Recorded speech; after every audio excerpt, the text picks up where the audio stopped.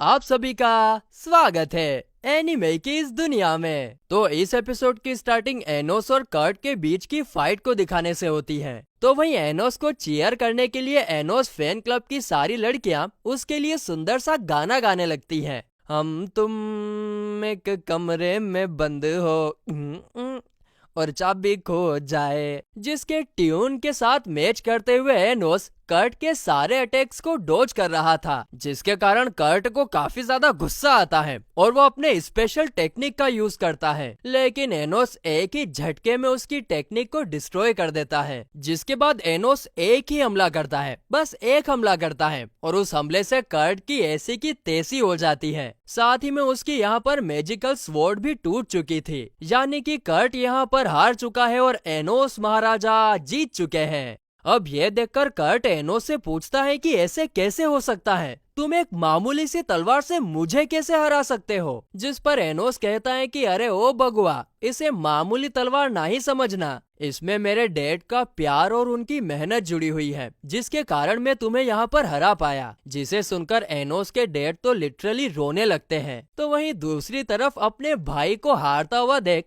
खेमड़ी को काफी ज्यादा गुस्सा आता है। खेमड़ी तो पता ना कौन है। आगे सीन कट होता है और हम एनोस और मीसा को वेटिंग रूम में बैठे हुए देखते हैं, जहां पर उन्हें सेकेंड राउंड में ले के जीतने की खबर मिलती है। लेकिन वे लोग शॉक रह जाते हैं जब उन्हें पता चलता है कि ले अब रॉयल फैमिली के ऑर्गेनाइजेशन से जुड़ चुका है। तो वहीं जब ले मैच जीतकर वापस वेटिंग रूम में आता है, तब मीसा उससे सवाल पूछती है कि तुम्हारा नाम एक रॉयल फैमिली के ऑर्गेनाइजेशन से क्यों जुड़ा है। जिस पर ले कहता है कि उन्होंने मुझे डीमन लॉर्ड बनाने का वादा किया है और साथ ही में इतने पैसे दिए हैं कि मैं अपनी पूरी लाइफ आराम से गुजार सकूं। जिसे सुनकर एनोस और मीसा को तो यकीन नहीं होता कि उनका दोस्त ले ऐसा कर सकता है। तो वहीं जाने से पहले ले एनोस से कहता है कि कंपटीशन में मैं तुम्हें मार कर रहूंगा। जिस पर एनोस कहता है कि उसके लिए तुम्हें कंपटीशन का इंतजार करने की जरूरत नहीं है, हम यहीं पर फैसला कर सकते हैं। ये सुनते ही ले तुरंत एनोस पर अपनी तलवार से अटैक करता है। तो वहीं एनोस भी अपने हाथों से ले के दिल को बाहर निकालने की कोशिश करता है, जिसके चक्कर में दोनों ही काफी ज्यादा जख्मी हो जाते हैं। लेकिन यहाँ पर मामला और आगे बढ़े इससे पहले ले शांत होकर वहाँ से चला जाता है और उसके जाने के बाद एनोस मीसा को बताता है कि उसने ले की बॉडी में मैजिकल गियर महसूस किया है, जो उसके सोर्स के चारों तरफ से लिपटा हुआ है, और अगर उसने इसके बारे में किसी और से बात की तो वो मैजिकल गियर उसके सोर्स को हमेशा हमेशा के लिए खत्म कर देगा, जिसके बाद तो ले कभी भी रिसरेक्ट नहीं हो पाएगा। और क्योंकि ले ने यहाँ पर सीधे होकर उससे मदद नहीं मांगी, इसीलिए एनोस समझ जाता है कि वो किसी के वश में है। तो वहीं टूर्नामेंट का फर्स्ट डे खत्म होने के बाद एनोस की मोम उसकी स्वॉर्ड को सही सलामत घर पर लेकर जाने की जिम्मेदारी लेती है, क्योंकि यहाँ पर एनोस को कहीं और जाना था। और एनोस के मोम ने स्वॉर्ड घर लेकर जाने की जिम्मेदारी इसलिए ली थी क्योंकि टूर्नामेंट का एक ही रूल था कि एक बार जो स्वॉर्ड यूज कर ली तो अंत तक उसी स्वॉर्ड को यूज करना होगा। जिसे सुनकर एनोस फैन क्लब की सारी लड़कियां एनोस की मोम के साथ जाने का डिसाइड करती हैं। इसके बाद एनोस और मीसा हॉस्पिटल में ले की मोम को देखने के लिए आते हैं, जिनकी हालत सच में काफी ज्यादा खराब थी। हम लोग लिटरली उनके बॉडी के आर पार देख सकते हैं। तो वहीं उनको देखकर एनोस मीसा से कहता है कि ले की मोम डीमन नहीं है, बल्कि वो भी तुम्हारी तरह हाफ स्पिरिट और हाफ डीमन है। जिसे सुनकर मीसा कहती है लेकिन ले तो एक रॉयल है ना, तो उसकी मोम को प्योर डीमन होना चाहिए था। जिसे सुनकर एनोस कहता है कि शायद ये ले की बायोलॉजिकल मदर नहीं होगी।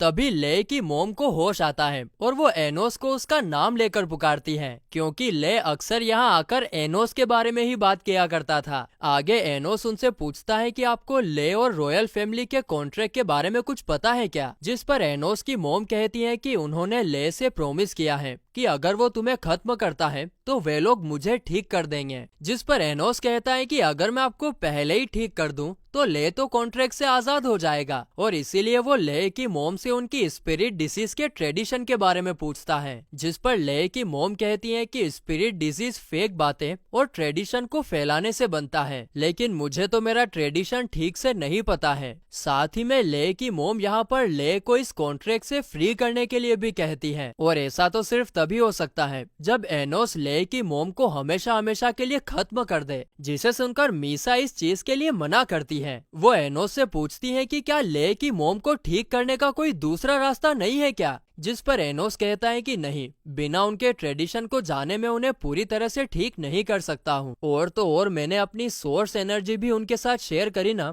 तो भी वो ठीक नहीं हो सकती है, क्योंकि डीमंस की और स्पिरिट की सोर्सेस काफी ज्यादा डिफरेंट होती हैं। लेकिन यहाँ पर मीसा तो एक हाफ डीमन और हाफ स्पिरिट है, और इसीलिए वो अपनी सोर्स एनर्जी शेयर करने का डिसाइड करती है, जिस पर एनोस एग्री करता है और तुरंत एक स्पेल एक्टिवेट करता है, जिससे मीसा की सोर्स एनर्जी ले की मोम के साथ शेयर होना स्टार्ट हो जाती है। लेकिन तभी अचानक से एनोस को कुछ तो काफी बुरा महसूस होता है, और फिर सीन तुरंत एनोस की मोम और फैन क्लब की लड़कियों पर शिफ्ट होता है। वे लोग एनोस के घर की तरफ जा ही रहे थे कि तभी वहाँ पर टीचर अपीयर होती है। वो एनोस की स्वॉर्ड मांगती है, ये बोलकर कि उसको इसकी जांच करनी है। उसके हिसाब से ये टूर्नामेंट का एक रूल है, लेकिन फैन क्लब की लड़कियों को तो ऐसे किसी रूल के बारे में पता नहीं होता है, और इसीलिए जब एनोस की मोम तलवार देने से मना करती है, तब टीचर उसे धमकी देते हुए जबरदस्ती तलवार छीनने की कोशिश करती है। इतना ही नहीं, बल्कि वो तो एनोस की मोम पर अटैक भी करती है,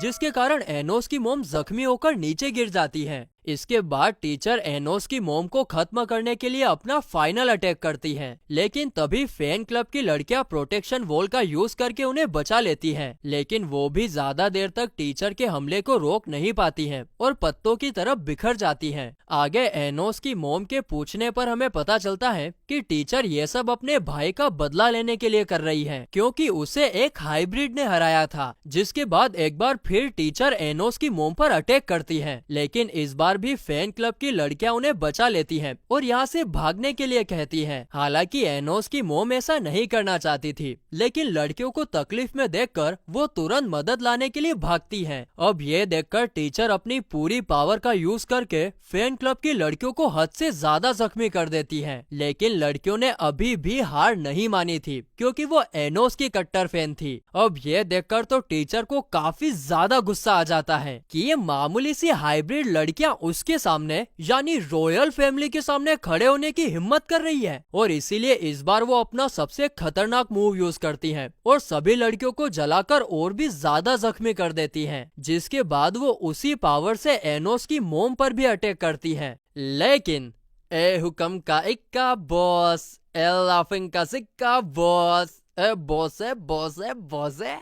तभी एंट्री होती है अपने बॉस एनोस की। वो सही टाइम पर आकर उन्हें बचा लेता है, और एनोस को देखकर तो टीचर की फटकर सीधे 32 हो गई थी। आगे टीचर उसे हाइब्रिड ब्लड कहकर उसकी इंसल्ट करने लगती है, लेकिन इस पर एनोस अपनी डिमोनिक आइस का यूज करके टीचर को फ्रीज कर देता है, और फिर वो अपने हीलिंग मैजिक की मदद से अपनी मोम और फैन क्लब की लड़कियों को ठीक करता है। उसके बाद वो उन फैन क्लब की लड़कियों से उनका नाम पूछता है, और फिर वो कहता है कि मैं तुम लोगों का ये एहसान कभी नहीं भूलूंगा। आज जो तुमने मेरी मोम के लिए किया, उसके कारण मैं तुम लोगों का नाम मरते दम तक याद रखूंगा। जिसे सुनकर लड़कियों की आंखों में आंसू आ जाते हैं। जिसके बाद एनोस अपनी मोम को लड़कियों के साथ यहाँ से घर जाने के लिए कहता है कि अब तुम जाओ, आगे मैं संभाल लूंगा। इसके बाद वो गुस्से में टीचर के पास आकर कहता है कि आज तुमने अपनी लाइफ की सबसे बड़ी गलती करी है। आगे वो टीचर को गले से पकड़कर ऊपर उठाता है, और फिर दोनों टूर्नामेंट वाले स्टेडियम में टेलीपोर्ट होते हैं, जहाँ से टीचर भागने की कोशिश करती है, लेकिन एनोस तुरंत तलवार समन करके उसके पीठ में स्टेप कर देता है और कहता है कि अगर तुम्हें अगले 1 मिनट में इलाज नहीं मिला तो तुम धरती लोक छोड़ दोगी। हाँ, पर अगर तुम ऐसा नहीं चाहती तो तुम मुझे डीमन किंग पुकार कर अपनी जान की भीख मांग सकती हो, शायद मेरा मन बदल जाए। लेकिन टीचर के माइंड में तो अभी भी प्योर ब्लड और हाइब्रिड वाला कचरा भरा हुआ था, इसीलिए वो ऐसा करने से मना कर देती है। लेकिन आगे एनोस के एक और बार स्टेप करने पर वो उससे अपनी जान की भीख मांगने लगती है। लेकिन क्या करें, सॉरी, एनोस का माइंड चेंज नहीं होता है और वो टीचर को खत्म कर देता है। पर तुरंत बाद कुछ चेंजेस के साथ वो टीचर को वापस से जिंदा करता है, और जिंदा होते ही टीचर को समझ में आ जाता है कि अब वो प्योर ब्लड नहीं रही है, बल्कि वो भी अब हाइब्रिड बन चुकी है। वाह भैया वाह, जैसे को तैसा। दरअसल न्यू स्पेल की मदद से एनोस ने उसे अब हाइब्रिड बना दिया था, ताकि उसका हाइब्रिड को देखने का नजरिया बदल जाए। इसके बाद एनोस वहाँ से गायब हो जाता है। तो वहीं दूसरी तरफ ले मीसा को उसकी मोम के साथ पावर शेयर करते हुए पकड़ लेता है, जिसे देखकर वो पहले तो कुछ नहीं कहता, लेकिन बाद में वो मीसा को बेहोश कर देता है, क्योंकि ज्यादा पावर शेयर करने की वजह से उसकी लाइफ को रिस्क भी हो सकता है। जिसके बाद ले की मोम उससे बात करती है और एक फ्लैशबैक से हमें पता चलता है कि वो सच में ले की बायोलॉजिकल मदर नहीं है, बल्कि ले तो उसे जख्मी हालत में सड़क पर मिला था और तब से ही उसने ले को अपना बेटा समझकर बड़ा किया था। आगे ले की मोम उसे खुद की लाइफ जीने के लिए कहती है, ना कि उसके लिए। जिसके बाद ले खुश होकर वहाँ से चला जाता है और उसके जाते ही एनोस वहाँ पर अपीयर होता है। खैर एनोस वहाँ पर था इसकी खबर ले को भी होती है और फिर अगले दिन मैजिक स्वॉर्ड टूर्नामेंट का फाइनल मैच होता है, जो कि एनोस और ले के बीच था। दोनों एक दूसरे को मैच से पहले स्माइल देते हैं और फिर गाइस इसी स्माइल के साथ ये एपिसोड यहीं पर खत्म होता है।